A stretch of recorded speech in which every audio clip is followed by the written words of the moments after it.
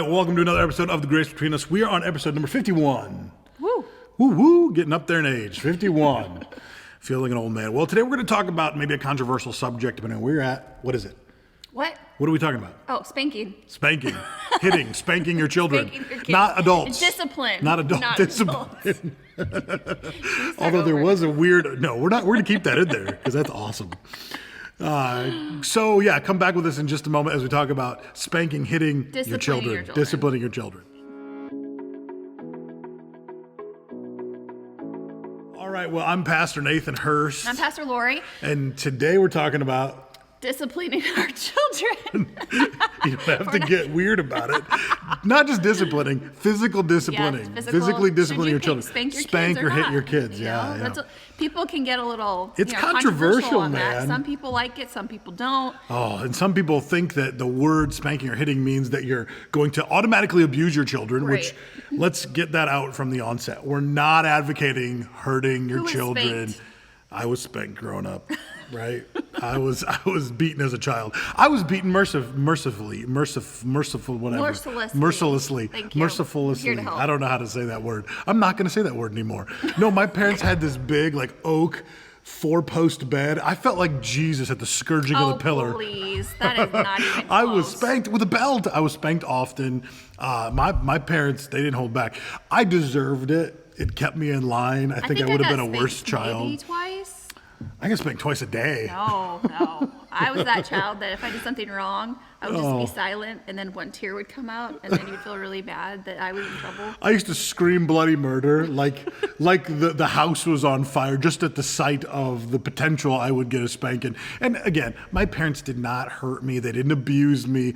They used the belt as kind of what do you call it? Like you'd use a wooden spoon or whatever. Mm-hmm. They never left bruises to my knowledge. And, I don't have like this awful childhood memory of a bruise being left on my butt, like I can't wipe my butt, it hurts so bad. Like didn't happen. If that happened, by the way, if that happened to you, I'm not trivializing it. I'm just trying to say my parents used a belt to spank us. It was not a big deal. Yeah, my mom used one of those paint sticks, those stirrers. Yeah. Well, they snap. Oh, come on. I remember my little brother getting it. The noise alone is what freaks you out. Yeah.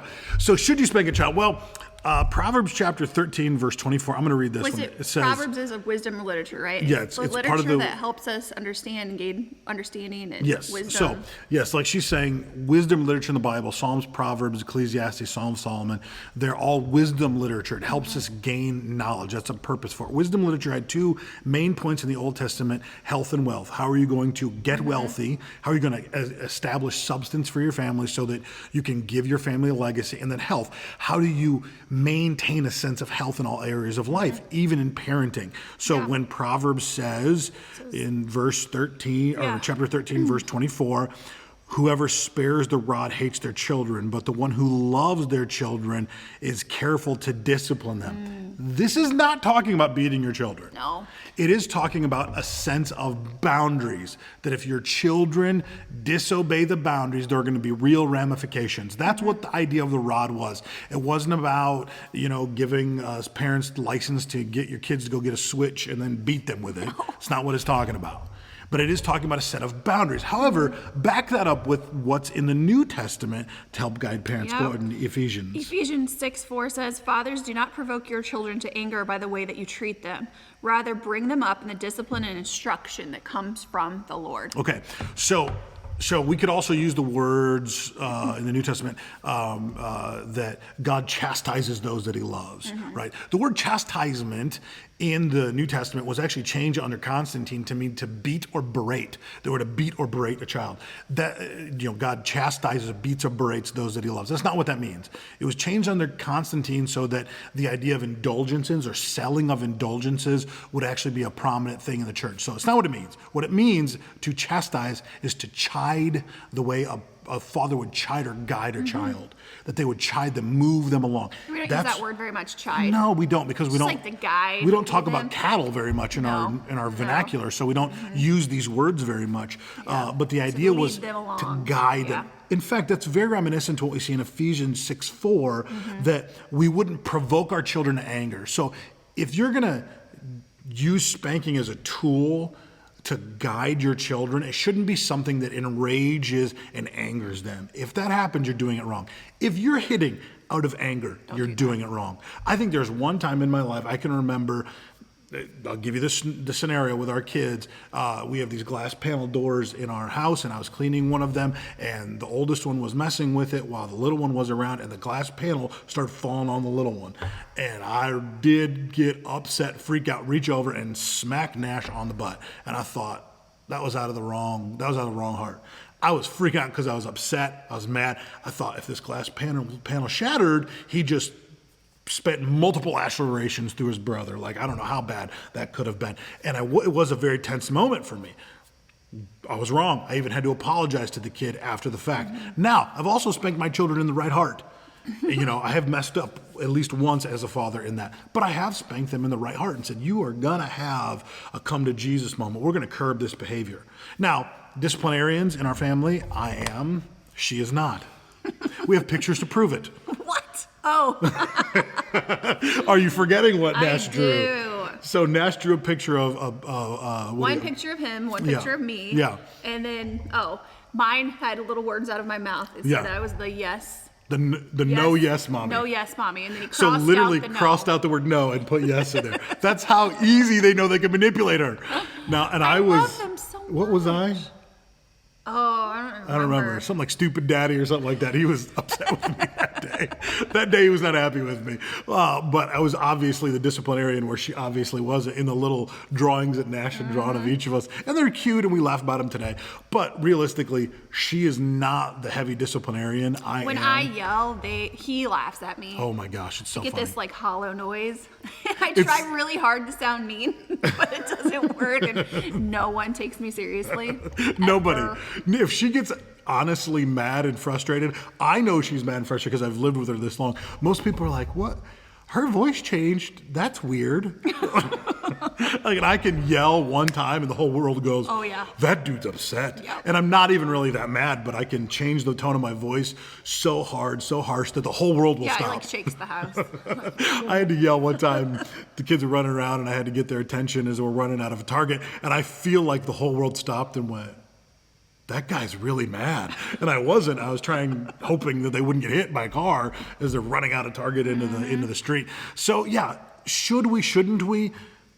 I mean, that's a personal decision. You have to learn how to raise your kids in a way in which there are definite boundaries, though. What I fear for most people is because they're afraid they're going to punish too harshly. They're afraid they're going to hurt the child, which is a good fear to have. Like, you don't want to hurt your kids. Yeah. I mean, you shouldn't be leaving bruises. There should be no marks left after a spanking. I know there might be someone out there who thinks you should never spank your kids ever, or, maybe even, that's against the law. I don't think it, as far as I know, in our states, it's not against the law to put a spanking on the backside of your kid. It is, however, against the law to abuse your child. Right. So we're not advocating abuse of a child whatsoever. If you were in a relationship with a mother or a father who beat you and they hurt you and they left bruises and it scarred you emotionally, that's wrong. That's wrong. Please don't carry on that behavior. Now, setting proper boundaries. Spare the rod, you hate your child. What that's saying is that it's a form of hatred. It's a form of disdain for your children when you don't set proper boundaries. You don't care what happens to them. You don't want to teach them the boundaries, the right and wrong. Yes. Ultimately, it comes down to teaching them right and wrong. Absolutely. What should you do? What should you not do? How should you respond? Should you respect your parents? Yes, all of those things. Ultimately, when we talk about respecting the parents and the kids are learning that respect factor, what they're learning is how to respect authority appropriately.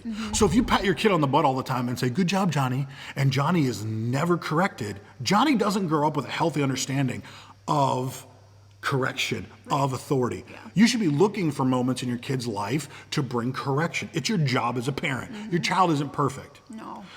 I love it. People tell me their kid's an angel. I'm like, yes, so was Lucifer. Didn't turn out too well for him. So don't tell me your kid's a stinking angel, because I know there are moments in time where they turn into the devil. Everybody has it. Everybody has that moment with their kids. Listen, our jobs as parents is not to like our kids 24/7. No. Our jobs as parents is to be the guidepost for our children. Yeah. So we have to learn to nurture them, grow them up in a way they love us, they feel the love and warmth of family, but also understand there's boundaries. You can't get past so taken up. I'm losing my track of thought. It's all right. Brain farts happen. Yeah, they do. You can't get so lost wanting to be their friend that you don't do what they need to keep on track, to do what's right, to respect authority, to respect you, to respect, life. I mean, ultimately, these are things that they need to learn to live a good life. Yes. Not only for them, but for their family, Well, for Proverbs, it's health and wealth. You want your kids to be healthy, you want them to be wealthy. You want them to have opportunities to make all the money they can make in life and be prosperous, and you want them to be healthy. Well, they need to learn boundaries for that. But I think, too, sometimes we don't understand like the different levels of the relationship with the kids, and that's a whole different thing we can get into a different day. But you're not your when kid's you friend. have a little child, you are not there to be their best friend. You're there to be their parent. Yes. And that means that you're going to have to discipline them. That means you're going to have to show them right and wrong. Yep. And don't be the parent that's like, do what I say, not what I do. No, you That need to is like- model good behavior for Right, them you as have well. to model good behavior. And So so- if you have a bad issue with authority and you don't like authority, your kids are not going to like Right. authority. They're not going to respect your authority. Well, and at the end of the day, if you want to be your child's friend as a child, you probably won't be their friend when they're an adult. No, you won't be their friend So, when they're an adult. are you going to sacrifice that relationship with your children and their children because you want to be their friend when they're a child? Well, and the other issue that I see with a lot of parents on this topic is real simple. These kids are not accessories to your life. Like, they're children, they're human beings with purpose, with passion. They're human beings that literally from God have a destiny and a destination to reach. Yeah. And you short circuit that when you don't treat them as the Bible says we should treat them. The Bible isn't telling you to go look for places to say no, but the Bible is telling you as a parent that when corrective behavior needs to be applied, you need to correct it. Right. And again, you might be the softie in the family. Great. Does it mean you're perfect She every is. time? No. I'm always a soft. She is. If we had girls, I'd probably be the softie. It would probably switch. I'm pretty soft on a female dog we have. Oh my gosh, you babies her. She is our She gets in baby. so much trouble. She does. She's a puppy. She's she a gets year me old. fired up. She's a year old. She's a year old Doberman. They have lots of energy. Crazy. She's not crazy. She has lots of energy. And it's winter, and we can't run her like we used to. Anyway, whatever. We don't want to get on dog behavior. Trying to talk about children. Your dog as well. Yeah, they need boundaries too. If you don't give a dog boundaries, what happens? They chew your crap up. They pee in your house. They poop in your house. Right? The same thing's true with your kids. You don't give them boundaries, they chew on your crap. Yep. They chew up stuff in the house. They pee and poop where they shouldn't be. Yeah, and just like Pastor Nathan just said, it's so important for us to understand the value that's in that little human. That's right. They're not an accessory. They have a purpose and a plan in their life. Like we say that, tell my kids that every day. We talk about it. I know they get annoyed with me a bit, but they know that there's a purpose for them on this earth and that they're going to do something. They're and going that to do God something has great. created them for something more than this moment. That's right. And so when we understand that internally and go guide them Bring from that to that the kids. point, that will help us gain perspective Yeah. as to how we discipline and raise them up as a youngster. I think one of the things that we fail to understand or fail to see in our children, we fail big time to see, is that we are given a little spark of eternity. Like, this child is going to be an eternal being, whether in heaven or hell. Yep. And we get to guide that in this life. This very short, just blip on the radar aspect of our life. We get to carve out what this child's going to be in eternity. Now they ultimately have to make their own choice for themselves, but we get to help put the guideposts in. Yeah. And so that's why Proverbs is so specific, right? Don't spare boundaries for your children, because that proves you don't really care for them. Yeah. But it also comes back to Ephesians, right? You have to nurture them. Don't do anything that would bring this unneeded sense of wrath. Don't try to piss off your kids. I don't care if they're little or adults. Don't try to piss off your kids just because you're a tough guy. You ain't that tough. But also don't spare it because you just don't want to deal with it. Well, so there's right. such a Well, balance. there's a balance, right? Yep. You're not trying to start a fight with your kids Right. just to start a fight, but you're trying to bring boundaries. Now, as parenting goes, they're going to come to an age where you're hopefully bleeding into the era of confidant. And you're not the dictator. Right now, we're the dictator in our kids' lives. We get to tell them what to do, when to do, how to do it. Eventually, we're going to be their coach, eventually, hopefully, mentor, and eventually, later on, their confidant. Right. If you parent well, you parent through those stages. Yeah. Most parents, what happens is they get caught up in being the dictator, and they want to be a dictator forever. Yeah. You can't dictate a 40-year-old. Telling them shouldn't. what to do all the You time. shouldn't be.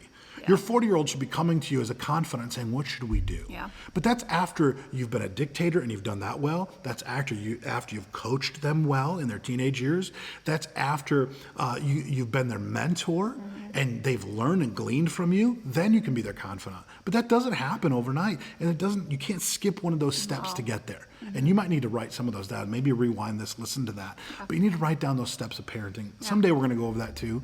But for now, should you spank or hit your kids? Well, that's kind of up to you. Spanking, don't say hit. I know you don't like that word. I'm going to hit them. I'm going to backslap them. I don't mean, again, aggressively. Should you discipline your child with physical means? Yes, you should, if it's right for your child, if it's right for your scenario. More importantly, you should have boundaries set, real boundaries with real consequences. Some children don't respond to spanking all that well. We have one that I think we could spank him all day, be like, bring it on. I'm going to do what I'm going to do anyway. Pretty sure he's laughed at me. That's hence another reason I'm not a good spanker or disciplinary. Oh, my goodness. So, you've got to read each child independently and what is best for them. But the point of the matter is good, hard, and fast boundaries so they understand how to respect authority in the future. Amen. It's really what it's all about. Hope you got something out of this. We love you. Visit us on all the socials, the social media sites. Click through our videos on YouTube. If you want to watch another video, there'll be some other ones coming up right after this. You can pour through those as well. And man, we want to encourage you in this life to live God's life to the fullest, your best life here now. Man, it's awesome. That Zoe kind of life as a Christian person. Love you. We'll see you next time on The Grace Between Us. Bye.